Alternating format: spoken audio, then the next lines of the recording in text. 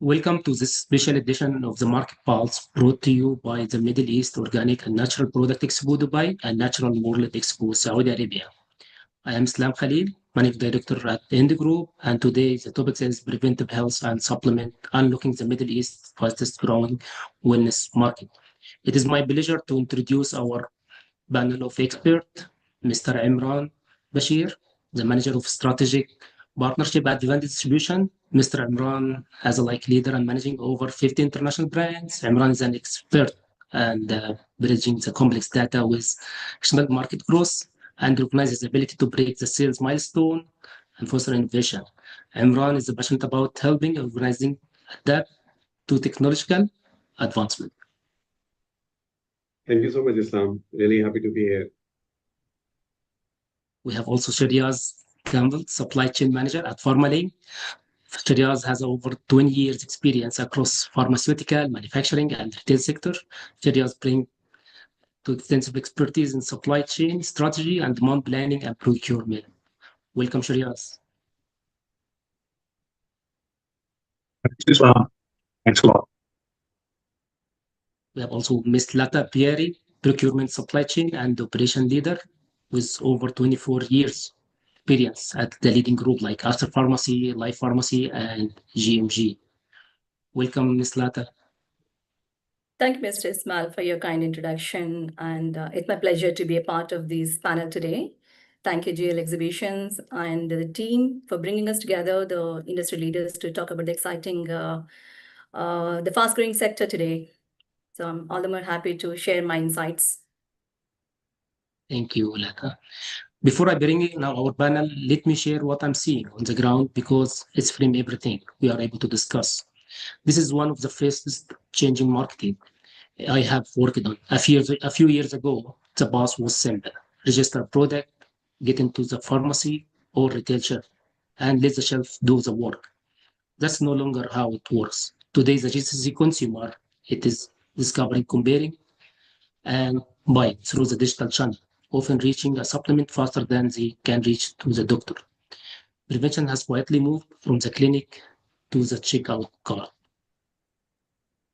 So let's start with the reality of the market entry. So we have Ms. Lata.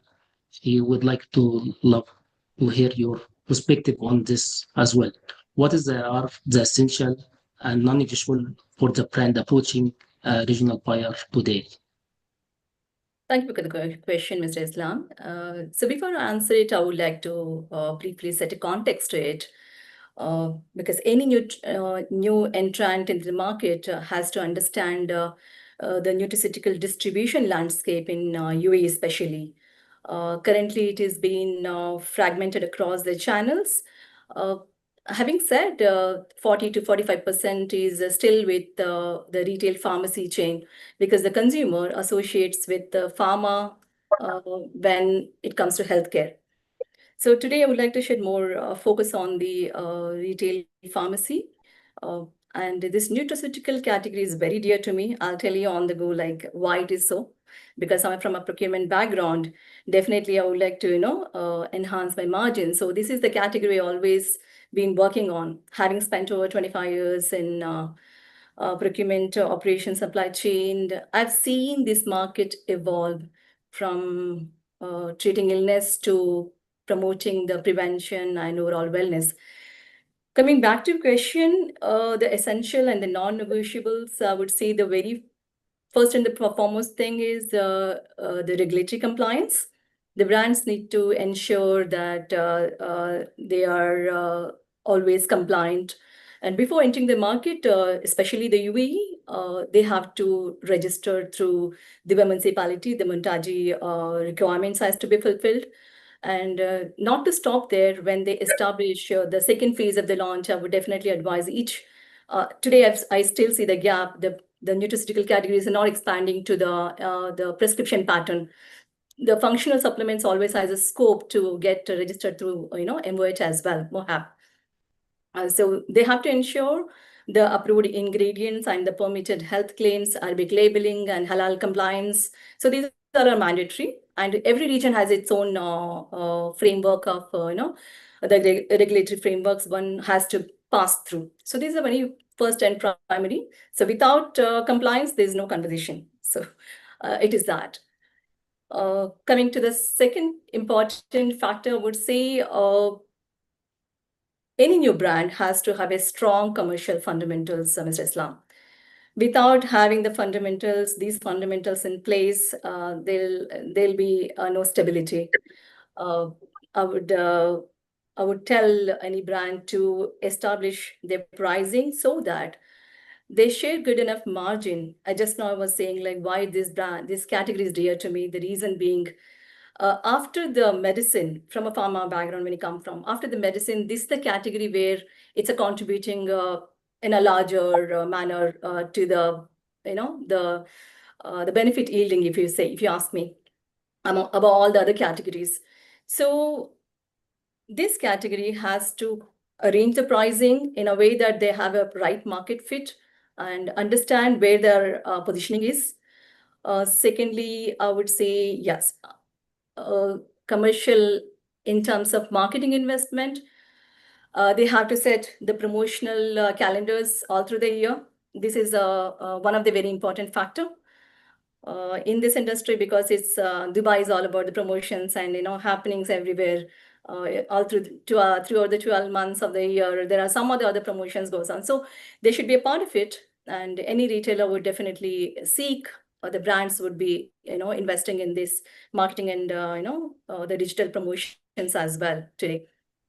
Other thing I would say, a clear product difference. When a buyer asks why I need to give my shelf space to you, any brand has to have their own value proposition to say that how different your formula is.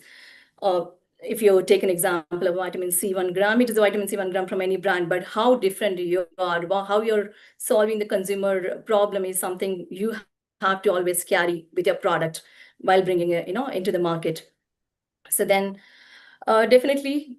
And one more last thing is understanding your consumer before the buyer. So this is where a big gap I've seen across my stint in all the companies, I would say organizations where I worked for. The gap is never filled because the brand, when they enter, they try to see where are the buyers, but they don't see the consumers, who are the consumer they're going to consume the products. When these brands understand the retail dynamics and understand the demography of the consumer, the purchasing pattern of the consumer, what happens is they'll be having all the more leverage to negotiate with the buyer. So including these, the healthcare practitioners, whether they can able to create the demand is something is very crucial. The new brands are missing. So I would say these all are the important factors. Along with this omnichannel presence, today is a necessity. So of course, these are the non-negotiable factors I would consider to, any brand should consider. Thank you, Mr. Ismail. Thank you, Ms. Lata. Really, it is valuable insight. So let's wrap up in very simple points. Is compliancy, price structure, and the sustainability of the growth of the brand. Right. Moving to second question to Mr. Imran, how much does digital and social buzz actually change your category assortment versus traditional demand? Thank you so much, Islam. It's a really interesting question, and it can be looked at multiple perspectives to answer this. If I would look at from a category management perspective, it is easy to say that 70 to 80% of the traditional demand drives the business, whereas 20 to 30% of the business would be driven from digital buzz or social media. Again, it depends on the category, it depends on the generation of the consumer that we are targeting. So a lot of these factors will add into this further. Now, as a distributor, this gets more interesting because if we rely on traditional sales data alone, then we don't have enough past reference only. But while we are relying on digital buzz, we know what the consumers are looking for right now. So that helps us to go hand in hand together and create the demand. We as a company in Vivanti, we ensure that the brand that we are planning to launch, we create the digital buzz, generate the demand for the brand, and then it is easier for the purchaser or the retailer to make an informed decision in the market. Because as Lata, she mentioned in her part where that the marketing investment is required and the value chain needs to be built very robust. So all this part come together, and this digital buzz together with the traditional data and category performance, it helps to build the brand further. So from our recent experience, like in the last quarter, while the situation is very turbulent, we see that the digital buzz was a very important driver to us, and like running ads on e-commerce, social media, and different things performed very well rather than a different marketing approach. So in terms of that, our product was targeting in terms of Gen Z and Gen Alpha, which easily helped us the shift of assortment of 50 to 60% to these categories. Whereas we also deal in sports supplements. So from that experience, the bulkier products like whey proteins and all those people who like to buy, the millennials and the other generation, they were also impacted by the digital buzz, but not that to that extent. So that is something that is happening. Like to summarize, basically from the modern supply chain perspective, and all of my panelists, co-panelists would like to add something here. Like if we take an example of the Labubu. So as a company, we were fortunate to do some business in that, and our demand supply team was carefully monitoring the trend and then making the purchases according to the requirement of the customers. Now, once this trend goes down, like digital buzz is helping us to understand that if the category is going down or upwards. So that was also something that helped us analyze the trend and then bought this. So that's all I would like to add. And yeah. Thank you, Mr. Imran, really. Other questions, like beyond the pricing, what separates one of product from a long-term category partner? Yeah, Mr. Ismail, this one of the supplier, he's having a mindset of, the short-term introduction and the short-term goal to, succeed fast and succeed, in a speed. It doesn't happen. Category building is like a marathon. It's not a stint, So it has to be, it's a long-term partnership, it builds on the primarily three factors. One is the value, what they're offering to the category development, to the buyer, how consistent they are, and how they're sharing the business growth along with their partner. So these are the terms where any new entrant has to focus. Definitely, it is a non-negotiable thing again. During my experience in, when I was in life pharmacy, I would definitely like to take the name because there are many brands that have come on, and on the shelves. They are sustaining. There are brands phasing out. The reason mainly is, a long-term understanding. So coming to why certain brands phase off and why certain brands are continuing, because the brands who focus on the consumer education and the market feedback once they launch the product, and a consistent marketing support to the retailer is what makes them to continue. Because at the end of the day, the category yielding to the procurement of the organizations is very crucial from this category, which is a major contributor. As I earlier mentioned, it's a category where everybody would like to know what's happening right from top down. So I would say long-term category partner has to be continuously monitoring these things and be responsive, be agile to the market needs. As the market grows, as is establishing, he has to also take care of his inventory, which is non-negotiable. His inventory he has to take care in one way is that he should not launch all of his products everywhere.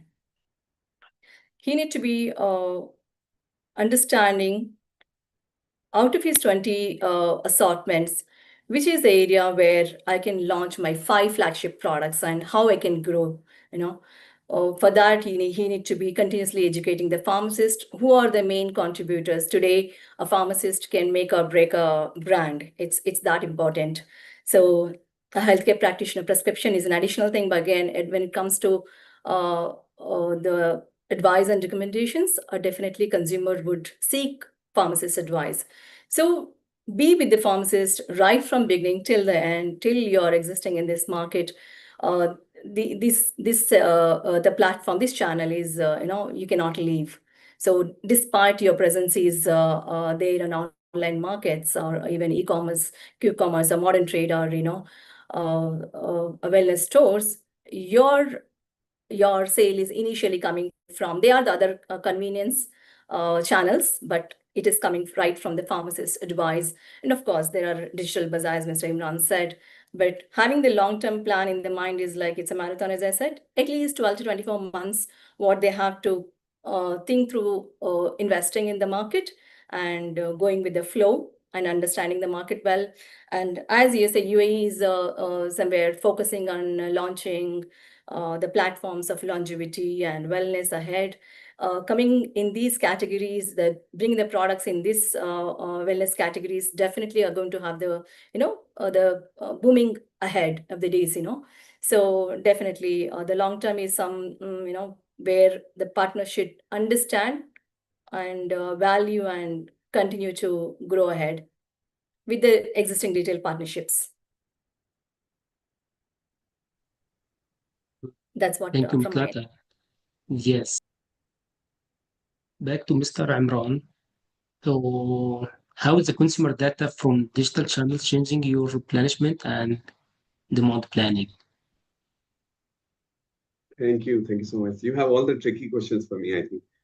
So yeah, this is again a very good question. And in terms of like the consumer data, or you can say the data that is available today as a distributor or as a brand owner, it's massive. And when it comes to answer it in one line, previously we used to rely just on the sell-in data to the retailers. But today we have e-commerce and instant real-time sell-out data that has been a game changer. And like it is easier for us to evaluate if the digital buzz that we were talking about, the marketing or performance marketing that we are doing, how easy or how well it is performing. So those kind of data points have definitely helped us grow this better. But what is more crucial for us and what we use as a data-driven company is more about what is the consumer actually talking about your brand, and what kind of feedback are you getting in terms of reviews, in terms of rating.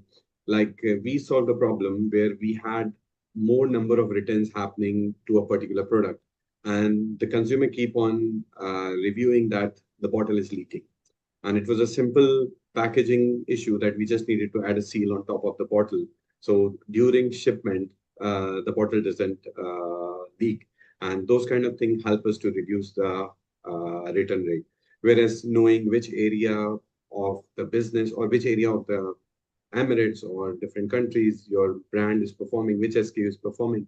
So we kind of track these information and help to replenish the right stocks, move stocks in the right dark stores that can help us to increase the business. So data points have, if I have to summarize, I would say that before we were more of a demand forecast approach, but today we are more into demand sensing approach. Like if I look at it in this,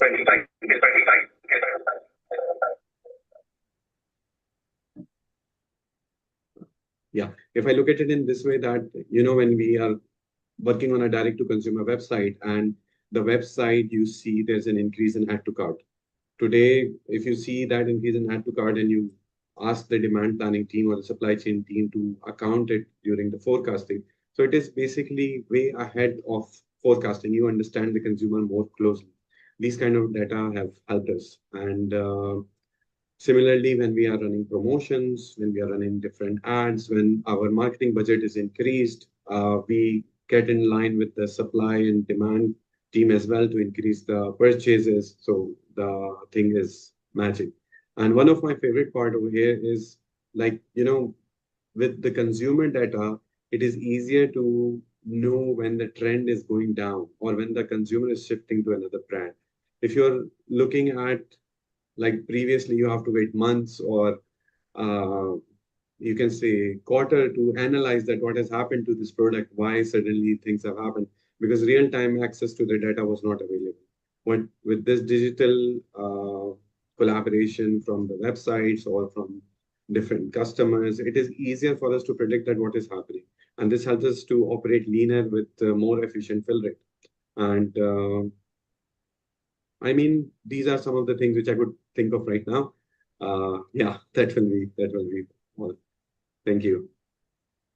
Thank you, Imran. Really, it's always any insightful. Back to Mr. Shiraz. So, like, from your perspective, how do you handle localization beyond just translation? What action over the GCC consumer? Thanks, Islam. Once again, I'm sorry for the speaker issue. No worries. Okay, or from my point of view, the true localization is about relevance, I would say, and it's not just about the language. So GCC consumers look for the brands that respect local culture, meet the regulatory requirements like halal standards, offer products tailored to the region needs. Okay, and also there is some kind of an engagement which always needs with the consumers. So we need to educate the consumers, okay, about the product, about the USPs of the product. So that engagement has to be there. So it's just not dumping the product in the market, but it is a collaborative approach between the end consumers, retailers, and distributors or manufacturers and retailers directly where it's involved. So there, they should understand more about in depth about the commercial, like Ms. Lata clearly mentioned. So they should know what are the margins, okay, which the retailers usually ask for. What are the margins, discounts the retailers ask during the promotions. So at the end of the day, it really matters. What are the FOCs? What are the rebates? You should understand it very clearly. Otherwise, there is a misunderstanding between the consumers and the retailers, or retailers and manufacturers, and it will end up in negative margins basically, which nobody likes to do that. On the other hand, you should have a robust supply chain where you should have a collaborative approach again about the demand and supply, which will be then in the region, okay, because out of the product will lead to an delisting of the product as well in the pharmacies or in the retail chain. Okay, so it is very important to understand the mechanism, how it usually works. So you should have enough stock for the promotion. So demand and supply has to be there in place. Otherwise, listing, you spend a lot in listing the products with the retailers, and then you end up out of stock situation, which will be, there will be a penalty from the retailers, as well as it will not look good. Okay, and there will be a delisting which will be happening. So this has to be definitely taken care, uh, I would say. So this is one of the reasons that you should have a win-win situation. If you want the win-win situation, the investment and the clear plan of supply chain to be discussed, so that it is a win-win situation, as I mentioned. Thanks a lot. Yeah.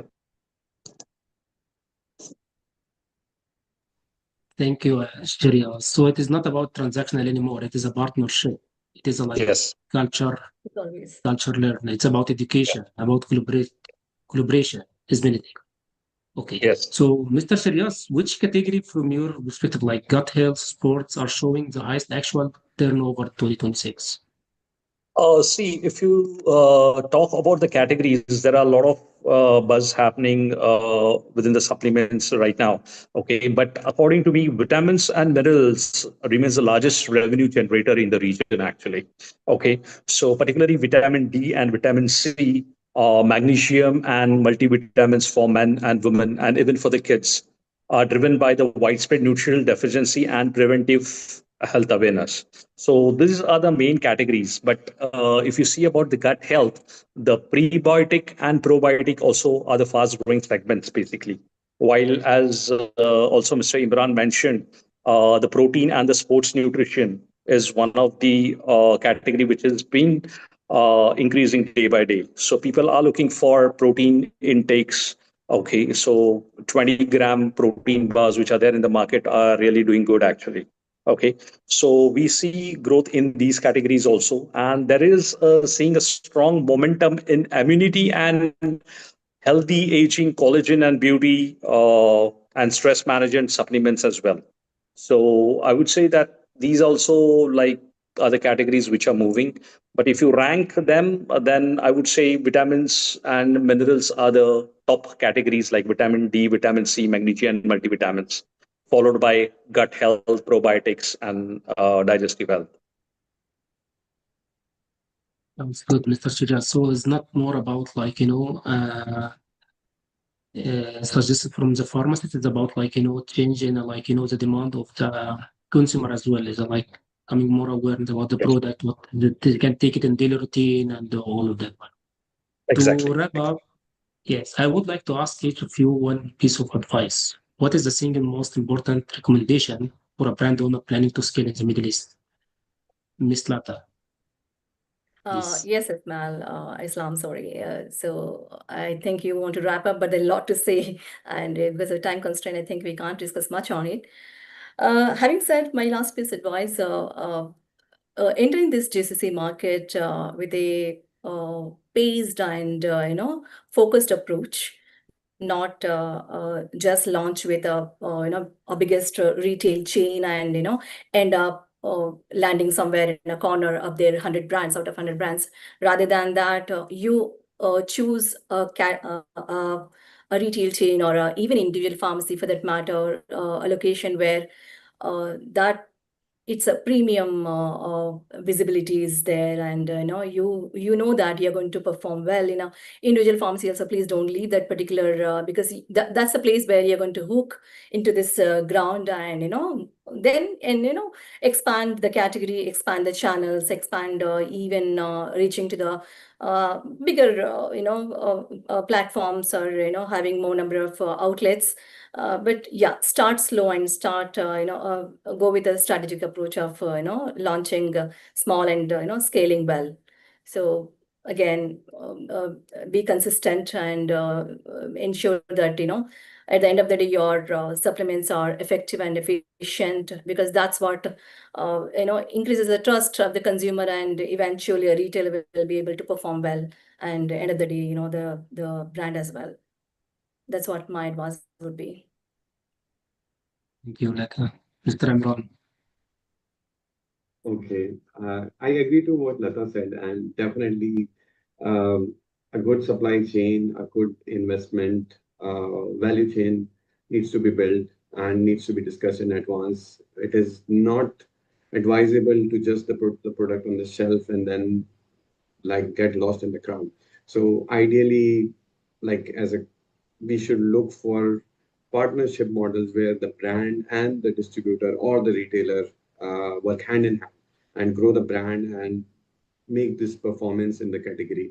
All the categories which Shreyas mentioned, they are definitely performing well, and there is a huge demand in the market. More new entrants are coming. If you look at the Dubai municipality data, the number of supplements registered in the last 3 years is tremendous, and more brands have entered in the market. With the limitation of localization and claims that these brands have, this is something very important which was highlighted during this conference, that it is the product should be made for like the GCC and the UAE. Halal certification is something very important, and apart from that, having a product with a unique offering, that is very important. Like in this you can say crowded market of supplements, and consumers have multiple choices, so the brands Yes. which can create that addition of value together with more offering to the consumer, like I've been working in pharmacy before as well, and before most of the brands, they were like single ingredient brands. You will sell vitamin C, you will sell vitamin D, and whereas different markets, they have combination of products for a particular uh, health condition or health prevention. So those kind of addition, I think there is still room for them into the market. And kids vitamin, kids immunities, gummies is still there, but there is some new dosage forms like melts coming in. So innovation is happening like very much, and which is something which the market is open for. And last thing I would like to add is any product that can be more clean as a label and more you can say simple for the consumer to understand, that will be easy hit for the consumer. And the new generation, they look for more eco-friendly, cleaner labels, green products, and those kind of things, those kind of initiatives would definitely go well in the GCC coming forward. Thank you, Imran. Mr. Shiryaz. Yes, Mr. Islam. So, According to me, treat the Middle East as a strategic market and not just an export destination, I would say. Okay, understand the consumers, respect the local regulations, the culture, and invest in the brand actually. Okay, and be prepared to support the retail partners not only during the first purchase order or not only during the activation, I would say. Okay, buyers don't just look for great products, but they look for the partners who can grow the categories and drive value consistently. So you should be engaging with the retailers or the partners on regular basis, being the forecast, supply chain, marketing activities, or even the value chain, what they have built, or on the commercial part of it. So there should be a consistent engagement which is required and that is expected from the retailers or the consumer's point of view. So once that engagement is there, definitely the success will be there. So please be engaged with the retailers, your partners on supply chain part, logistic part, pricing, promotion, brand activation. So that's where the success lies. And invest. Okay, the market is tough. Okay, it's not cheap. That you should understand. It's so you need to invest because there cannot be from investment only from one side. So there should be a investment from both the side for the brand success. Thanks. thank you, Shiryaz. Back to Mr. Imran. From your perspective on digital, and you manage multiple countries in Middle East, which country is showing the most momentum, or which country is the top partner in GCC in terms of supplement and nutritional product? See, for that, UAE would be like a window to the GCC, and most of the brands they intend to launch in the UAE. There's two reasons for it. The registration process is quite simple, and the use of English label is allowed, which helps them to use UAE or target UAE and launch over here. If you look at the market size, what we see that more volume is driven in Saudi market. Although there's a huge gap in the offer or the products which are already available there, but when you look at brands doing cross-border sales through UAE or through GCC market, they can significantly see that UAE, Saudi, they outperform the other GCC markets. Mr. Shiryaz. Yes, Islam. So, So from as mentioned, yes, yeah. Yeah, please. so as mentioned that there should be an engagement, I would say, okay, for with the partners to build the brand, okay, because this is not 1 year or 2 year investment, or it's a consistent over 30, 40 years or beyond that.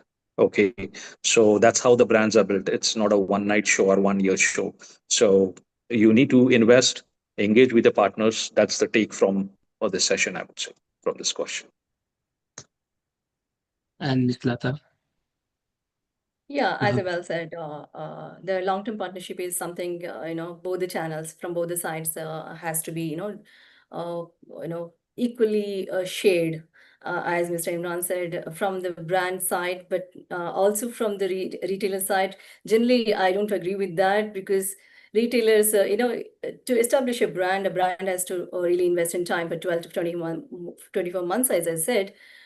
It is quite crucial for that retailer would support in a way where they can provide a shelf and rather even these brands can enter into the market in a consignment basis, which is something which is in a midway where they can test the waters and understand where which SKUs would be performing in which location. So that way retailers they can support. But again, having said in any other investments, they may not be able to.